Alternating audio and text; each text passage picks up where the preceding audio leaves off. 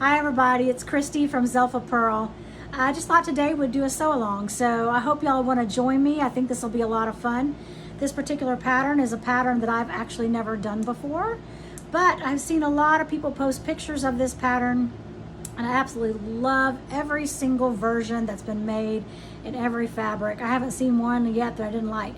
And so I actually got this pattern several months ago, back when it was still cold outside. And I just thought, oh, I want to make this pattern, but like I think a lot of us, I put it off and put it off. But we just stocked some beautiful hockey sweater knits, ribbed sweater knits on Zelfa Pearl. And one of the colors was, was this beautiful, beautiful mustard yellow. So I love mustard yellow. I fell in love with this the minute we got it in. I actually picked it, so of course I'm gonna love it, right? But I just love it. And you'll see it's ribbed, but it's thick, but it's not too thick. You can see my shirt through it. But it's super soft. It's got great stretch. It's warm, but it's not hot. So if you live in an area like me, we're in Texas, where our fall is hot usually. I mean, it can kind of be cool, but this is be a great fabric for those of you that want to have something that'll keep you warm, that'll keep the chill off. You can sit outside on a nice cool evening, and it'll keep you from being cold, but it's not going to make you hot and sweaty. So this is going to be great fabric for it. So that's why I chose this one, and that's why I chose this particular pattern I'm about to show you, because I think it's going to be perfect fabric for this.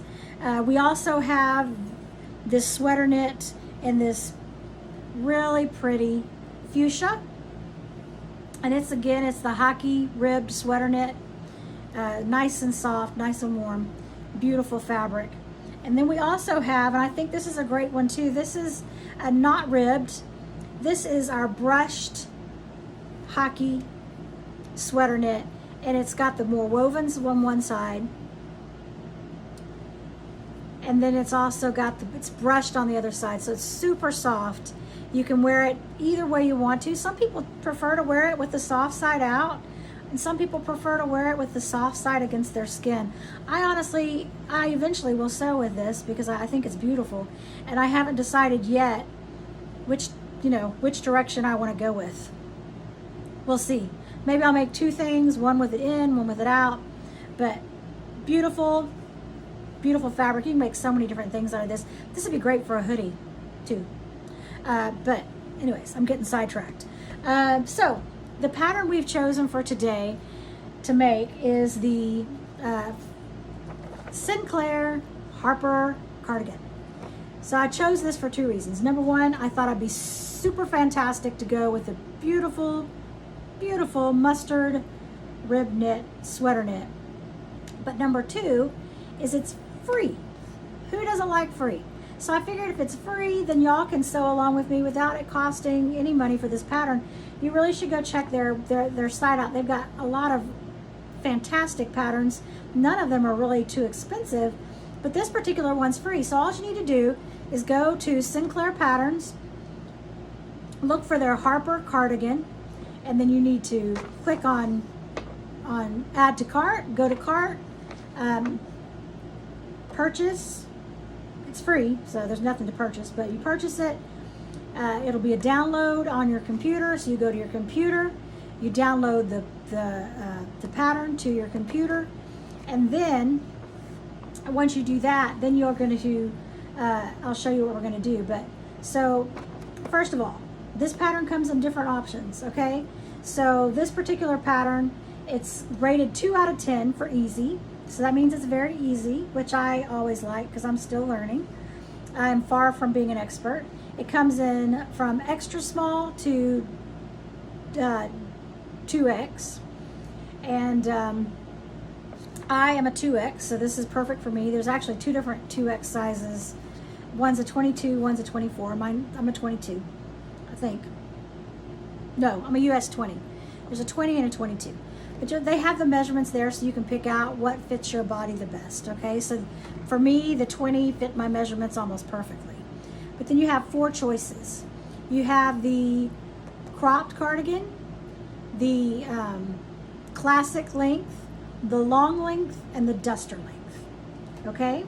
Then you also have 4 sleeve choices. You have short sleeve, you have 3 choices. You have the short sleeve, the 3/4 sleeves, and the long sleeves. So for myself, I chose to make today, I'm gonna make the long length. I don't want the duster, so I'm gonna pick the long length, and then I chose the 3/4 sleeves. It's all preference. I chose the 3/4 sleeves because I have bigger arms. I didn't want a sleeve that cut off my arms because it's the part of my body that I'm really self-conscious of. But I didn't want long sleeves either because I do hair, and I didn't want to get hair dye, or I didn't want to get them on it, or I didn't want to get water on it when I'm shampooing clients. So I chose the 3/4 sleeves. Again, totally up to you, whatever you choose to make, but that's what I'm making today. Then on top of that, what was I going to say? I lost my train of thought. There's pockets. That's what I was going to say. There's pockets. I've never done pockets before. I'm pretty sure it's not going to be extremely hard, but for today's tutorial, since I am doing this on video and I'm really not sure about it, I did not print off the pockets, okay? I printed them off. I'm not going to make them. So I went ahead and printed off the pockets because in the future I do hope to make one with pockets. But for today's tutorial, because I'm just not confident in it, I decided not to do the pockets. Again, that's your choice. That's whatever you decide to do. I love pockets. Problem is I tend to stick stuff in my pockets and then it tends to tug on my, I don't like the way it pulls on me. So I'm not making the pockets. So this is the pattern we're going to make today. And I think that's it. So what you're going to need to do is you're going to need to, again, get the pattern, download it on your computer. If you don't have it already, which I think most people do, but if you're new to sewing, there's an Acrobat Reader program that you can get free on your computer, and you want to use that. And I'm going to show you why.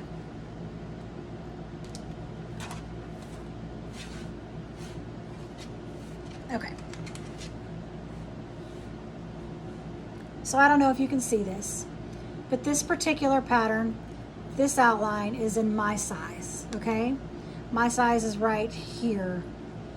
And so I chose to cut out just my size. But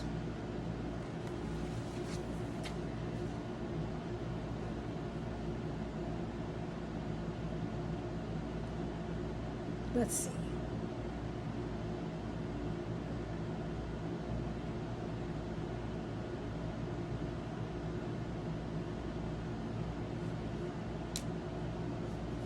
Okay.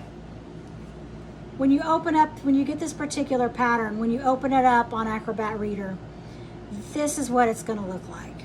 Okay? Do y'all see all the lines? And all the lines have a number by them. Again, this is personal choice.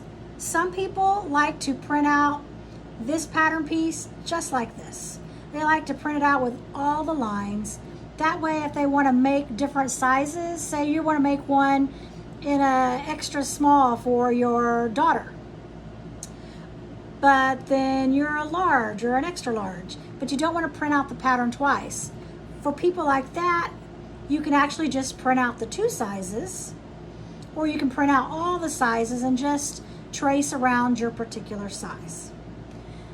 I don't have a daughter. I'm only making these for me at this point in my life. So what you do is you go along here to the side and you find your size. Mine's down here. And then you see the little eyeball by every single one. You click on every single eyeball except for your particular size. And as you do that, the sizes that you don't want disappear. So if you want to cut it out, if you want the pattern to come out with just 3 sizes, you can get rid of all of them but just the 3 sizes, or all of them but the 2 sizes, or all of them but the 1. I chose to just print out the one in my size, because I've tried before to follow the lines and trace it out, and I just about go cross-eyed and blind trying to follow my size. I'm just not good at it. So I choose just to do my size. Again, that's personal preference. Everybody has their way of doing it. This is my way of doing it. You've got to figure out what works best for you. And I'm not a seasoned sewer. I'm fairly new to this. I love it, and I've sewn several things already, but this is not something that I'm an expert at by any means. So anyways, you want to print out your pattern, and then you're going to tape your pattern pieces together. And the sheets are going to print out like this. You're going to match up the dots to each piece of paper. And then once you get it all printed out and taped together, then you can either leave it as one giant piece of paper, which some people do, especially if you cut out more than one size. Then you just lay a piece of butcher paper or something, tracing paper that you can see through. You trace around your pattern. I personally tape it all together. It's just one size for me. And I cut out my pattern. So I have a pattern that's perfectly cut out just for me, okay? I went ahead and cut out the pocket piece because in the future I hope to make a pocket on a future cardigan. But that's up to you. So I've got all my pattern pieces. I got them all taped together. I got them all cut out in my sizes. You're gonna have several pieces. And then you're going to make sure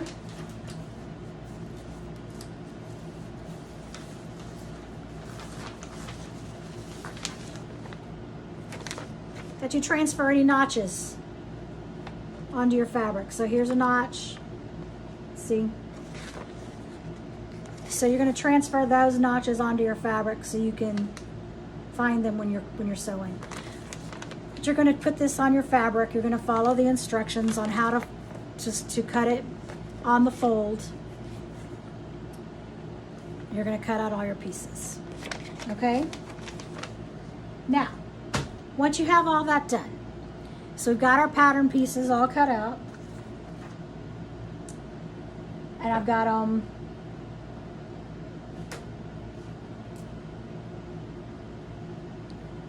see, like this is one of my front pieces, okay? So you can get all your pieces cut out, folded up, and whatever system works best for you. Some people choose to mark them with a piece of paper, pin a piece of paper to them, showing them what piece it is, what it goes to. That makes it too easy for me. I like to do things the hard way, so call me lazy or whatever, but I don't mark my pattern pieces. But I get all my pattern pieces ready, and I've chosen today I'm going to use a serger. Again, that's your personal preference. You can sew knits with a sewing machine. I have had zero luck sewing knits with the sewing machine. A lot of people, that's all they use. They only use a sewing machine. They don't have a serger. I have tried and I have failed many times. So I'm using a serger. I love my serger. It was a gift from a coworker a few years back that I left in the garage because I was afraid of it for a couple of years. I finally pulled it out last year and decided to give it a whirl, watch some YouTube videos, learned how to thread it, learned how to work it, and I fell in love. Not that it doesn't ever give me problems, because it does, but I love it. I prefer it to sew with knits. It just makes it, for me, really easy. So I'm going to be sewing with a serger.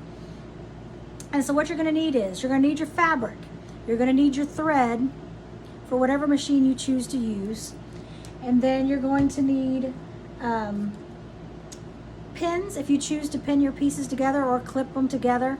I don't. I just put them together and sew because knits don't tend to slide apart for me anyway, so I don't go through the hassle of pinning them. And then this is there's no stretch. It's kind of a mesh. I don't remember the name of it, and I've thrown away the package. I'm going to try to find it, and I'll put it in the link below. I'll say what it is. But we're going to use this to reinforce our seams up at the top of our sleeves so we don't get stretch, right? doesn't hang. So we're gonna use this. And I think that's it. Need some scissors, and yeah, so I will see you on the next video, and I'll show you how we'll start sewing it together. Okay, thanks. Bye.